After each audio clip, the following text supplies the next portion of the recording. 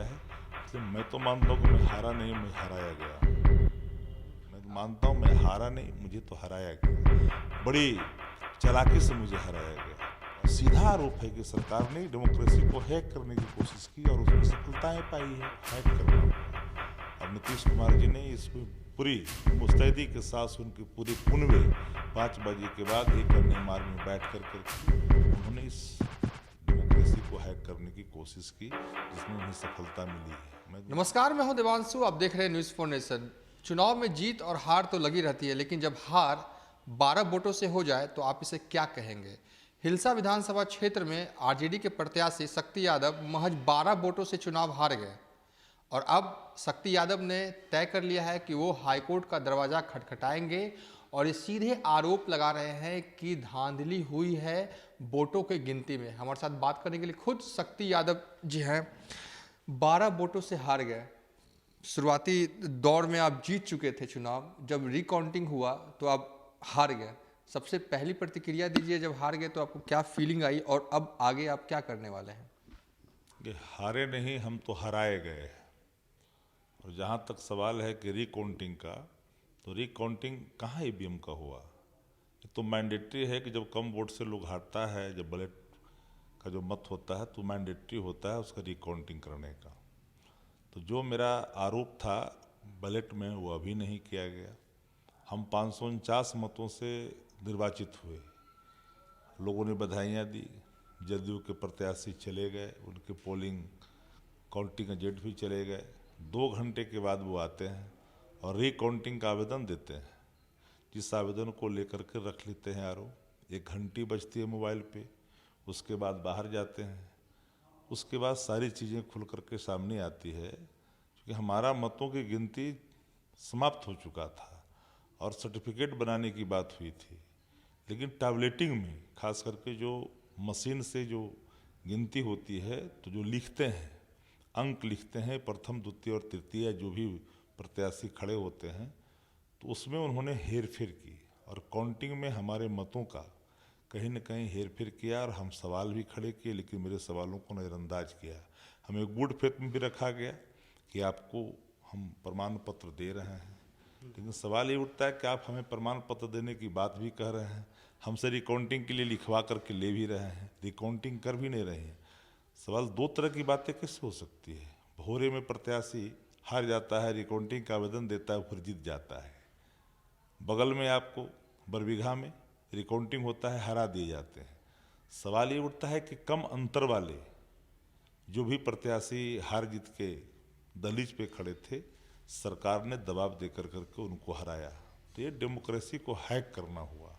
और नीतीश कुमार जी ने इसमें पूरी मुस्तैदी के साथ उनके पूरे कुनबे 5 बजे के बाद एक अन्य मार्ग में बैठ करके उन्होंने इस डेमोक्रेसी को हैक करने की कोशिश की, जिसमें उन्हें सफलता मिली है। मैं तो मानता हूँ मैं हारा नहीं, मुझे तो हराया गया।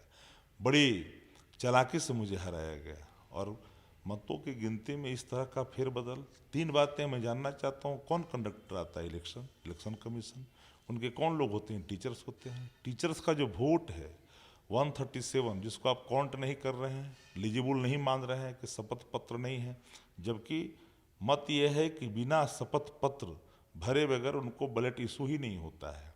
आप किसके समक्ष आपने सील करवाया, अपने कैंडिडेट को नहीं बुलवाया, अपने इलेक्शन एजेंट को नहीं बुलाया, और वोट आपने पोल करवा करके टीचरों के वोट को पोल करा करके ट्रेजरी में ले गए। कौन लोग गए थे साथ में, किसी को आपने खबर तक नहीं की।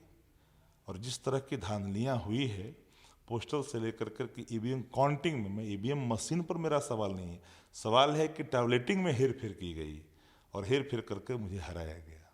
तो सीधा आरोप है कि सरकार ने डेमोक्रेसी को हैक करने की कोशिश की और उसमें सफलताएं पाई है। ट्रेंड जो दिखाए गए टेलीविजनों पर 5 बजे के पहले और 5 बजे तक, उसके बाद मन मियाज जिस तरह से पदाधिकारियों ने बदला है, उसका ही प्रमाण है हमारा हार। आप कोर्ट का दरवाज़ा खटखटाने जा रहे हैं, जब कोर्ट में आप क्या बातें रखेंगे। जब आप ये कहिएगा, ये आरोप लगाएगा, तो आरोप तो सभी प्रत्याशी लगा रहे हैं, लेकिन सबूत के तौर पर आपके पास क्या है। मेरे पास वो सभी चीज़ें हैं, मैं जो कोर्ट में दूंगा। और हमने अनएडिटेड फुटेज की डिमांड की थी। हमने हर बिंदु पर 1780 के जो मानक हैं, उन मानकों को मैंने मांगा है आरओ से। अभी तक कारों ने उपलब्ध नहीं कराया है। उन सभी चीज़ों को संलेख में दे करके मैं याचिका दायर किया, इलेक्शन पिटीशन दायर किया हूँ। तो हमारा कल इलेक्शन पिटीशन दायर होगा और स्वाभाविक तौर पर मुझे न्यायालय पर भरोसा है कि न्याय मिलेगी, क्योंकि जो अंतर है कोई आम आदमी भी इस अंतर को समझ सकता है कि जीतने के बाद क्यों हारा। टेलीविज़न दिखा दिए गए, हमें कह दिया गया, हमारे बाहर समर्थक को जब हंगामा हो रहा था तो एसपी ने कहा कि जा कर के उनको मिल रहा है, पदाधिकारियों ने कहा जा कर के सर्टिफिकेट उन्हीं को मिल रहा है। तो इस तरह से जो जबरन जिस तरह से उन्होंने किया है आरओ ने, यह कहीं ना कहीं सत्ता के दबाव में आकर किया है। इसलिए मैं तो मानता हूँ कि मैं हारा नहीं, मैं हराया गया हूँ। हमसे आप कई आरजेडी के प्रत्याशी जीते हुए से भी बात हो रही थी। मोरवा के विधायक हैं रणविजय, उन्होंने कहा था कि सर्टिफिकेट देने में डीएम ने उन्हें तड़पा दिया। क्या जो डीएम थे आपके भी काउंटिंग सेंटर पर उनके साथ आपके साथ भी ऐसा कुछ वाकया हुआ था? देखिए, हमें तो आरओ ने कहा कि सर्टिफिकेट बन रहा है। 2 घंटे के बाद ये सारी नाटकीय जो है उनके अंदाज सामने आए खुल करके। हर कोई वहाँ बैठा हुआ व्यक्ति, हर कोई जो काउंटिंग, आप सुने हैं क्या कि जहाँ काउंटिंग चल रहा हो कैंडिडेट का कोई रिश्तेदार टेबल पर बैठ करके ईवीएम का अथी कर रहा हो, लिख रहा हो, नंबर लिख रहा हो, कितने वोट किसको आए हैं। शक्ति यादव जी, लेकिन एक सवाल तो उठते हैं कि आप कह रहे हैं कि आपको हरवा दिया गया। जब हरवाना ही होता तो सिर्फ 12 वोटों से क्यों? 500 वोटों से भी हरवा दिया जा सकता था, 1000 वोटों से ही हरवा, क्योंकि 12 वोटों से हारे तो कहीं ना कहीं शक सुबह है वो बढ़ जाती है ना। 12 वोटों से हराने के पीछे यही तो कारण है ना। अगर वो रिकाउंटिंग करते तो हो सकता है ज़्यादा अंतर आता।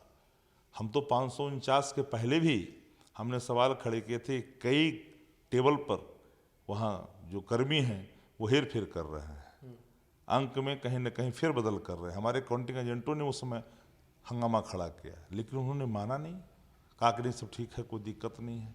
तो ये हमें तो पहले से ही शंका थी, लेकिन हमको गुड फेथ में रख करके सर्टिफिकेट आपको दिया जा रहा है और एकाएक 12 मतों से 17 मतों से हम बैलेट पेपर में हम जीते हुए थे। अब बताइए कि बैलेट पेपर की अगर पहली गिनती होती तो पहले चढ़ना चाहिए, पहले चढ़ना चाहिए ना चार्ट पे, वो अंत में क्यों चढ़ा? तो ये कहीं ना कहीं पूरी घालमेल कि जहाँ तक गुंजाइश थी, आप याद करिए इलेक्शन कमीशन ने कहा था कि देर रात तक काउंटिंग चलेंगे। आप याद करिए कि पोस्टल बैलेट के चुनाव जिस तरह से होते हैं उन मानकों में फेरबदल करने का अधिकार इलेक्शन कमीशन बिहार को प्रदत्त नहीं है। अब जो वोटर इसका फंडामेंटल राइट है उसका आप कार्ड देखिए, उसकी पहचान देखिए, कई तरह के ऐसे सवाल उनके समक्ष रखे गए वोट देने वालों के सामने, लेकिन उसके बावजूद भी अनकाउंटेबल रखा गया उन मतों को जो शिक्षक ने खास करके मत दिया। अब शिक्षक जो खुद चुनाव कराता है, संचालन कराता है, उसके मत पर सवाल खड़े कर रहे हैं। अच्छा, एक सवाल और है कि आप कह रहे हैं कि नीतीश सरकार ने आपको हरा दिया, फिर सवाल ये उठता है कि आप ही क्यों? क्या आप आरजेडी की आवाज़ थे इसलिए वो चाहते थे कि आप हार जाए? देखिए, उनको लगा कि जिला में मेरी नालंदा जिला के अंदर जिला से ही में ताल्लुक रखते उनकी हैं। गिरती हुई आभा से वो बौखला गए थे और उनके घर में घुस करके हम तो चुनाव लड़ रहे थे डायरेक्ट मुख्यमंत्री से, मुख्यमंत्री स्वयं वहाँ पर थे खड़े और इन्हीं सवालों को लेकर के चूंकि जो प्रत्याशी था वो मुख्यमंत्री के रूप में थे, मुख्यमंत्री लड़ रहे थे, उन्होंने स्वयं कहा था। तो सवाल ये उठता है कि मुख्यमंत्री अपनी आभा को डूबता हुआ नहीं देख सकते थे, तो उन्होंने इसके लिए जो हर तिकड़म हो सकता था उन्होंने अपनाया। उनको रास नीतीश कुमार जी सत्ता के लिए, अपनी कुर्सी के लिए किसी भी हद तक जा सकते हैं, ये बात प्रमाणित होता है और हम नहीं हर कोई जानता है कि वो परिभाषित करते हैं अपने हिसाब से हर चीज़ों को, क्रिमिनलाइजेशन को भी, हर चीज़ों को अपने हिसाब से परिभाषित करते हैं। तो मुख्यमंत्री ने इसमें पूरे तौर पर दिलचस्पी लेकर करके हमें हराने में अपनी महत्वपूर्ण भूमिका अदा की है। उन्हें लगा कि उनके गृह जिला से कैसे कोई विधायक बन जाएगा आरजेडी का। एक सवाल और है कि कोर्ट से आप क्या चाहते हैं कि रिकाउंटिंग किया जाए मतों का दोबारा? मेरा तो सवाल सिर्फ यही आग्रह होगा न्यायालय से कि आप काउंटिंग कर देंगे, दूध का दूध और पानी का पानी हो जाएगा। मेरा मत साफ है ना कि दो तरह की चीज़ें एक साथ कैसे हो सकती है। आप जब भोरे में रिकाउंटिंग कर सकते हैं, जब आपके प्रत्याशी हार जाते तो रिकाउंटिंग करते हैं, आप रिकाउंटिंग करते हैं जा कर करके आप वहाँ बरबीघा में, फिर यहाँ क्यों नहीं? सवाल ये उठता है। संतुष्ट करना चुनाव आयोग का धर्म बनता है। अब ये तो कोई बता दे, छोटा सा सवाल, कि जो व्यक्ति हार गया हो, खुद रिकाउंटिंग का एप्लीकेशन देता हो और वो व्यक्ति को सर्टिफिकेट दिया जाता हो, यह बात तो समझ से परे लगता ही है प्रथम दृष्टया में किसी को भी। तो न्यायालय के समक्ष हमारा जो प्रस्तुतिकरण है इन्हीं बातों को लेकर के है, और उम्मीद करते हैं कि हमें न्याय मिलेगी। नतीजों के बाद आप तेजस्वी यादव से मिलने राबड़ी हाउस भी पहुंचे थे, तो क्या कुछ तेजस्वी यादव ने कहा था हार के बाद आपसे? देखिए, तेजस्वी जी तो मुझे हौसला अफजाई कराया। उन्होंने कहा कि आप पूरी मुस्तैदी के साथ आपने चुनाव लड़ा, जो भी चीज़ें खुल करके सामने आई है, जिस तरह से आपके साथ हुआ है, कहीं न कहीं नाइंसाफ़ी लगता है प्रथम दृष्टया में। तो उन्होंने कहा कि हमारी पूरी जो है समर्थन आपके साथ है, न्यायालय न्याय करेगा, आप भरोसा रखें। उन्हें धाड़ा से बनाया। हमें उन्होंने कहा कि आप हारे नहीं हैं, आप बिल्कुल एकदम लड़ना चाहिए जिस तरह से आप लड़े हैं। घर में घुस के, उनके घर में घुस के आपने लड़ाई दी है, इसलिए आपको कहीं से मलिन होने की ज़रूरत नहीं है। चलिए, ये थे शक्ति यादव जो कि हिलसा से उम्मीदवार थे आरजेडी के, महज 12 वोटों से हार गए और अब इन्होंने कोर्ट का दरवाजा खटखटाया। इनकी मांग है कि रिकाउंटिंग की जाए। सीधा आरोप लगा रहे हैं सीएम नीतीश कुमार पर और ये कह रहे हैं कि हिलसा जो विधानसभा क्षेत्र है वो नालंदा में आता था और ये जीत रहे थे और नीतीश नहीं चाहते थे कि हिलसा से कोई आरजेडी का प्रत्याशी जीते, इसलिए उन्होंने फ़ोन घुमाया और जिसके बाद इनकी हार सुनिश्चित हुई। फिलहाल इन्हें उम्मीद है कोर्ट से कि कोर्ट इन्हें जो रिकाउंटिंग करवाएगा तब इन्हें फिर से जीत मिलेगी। फिलहाल अभी तक के लिए इतना ही। आप देखते रहिए न्यूज़ फॉर नेशन।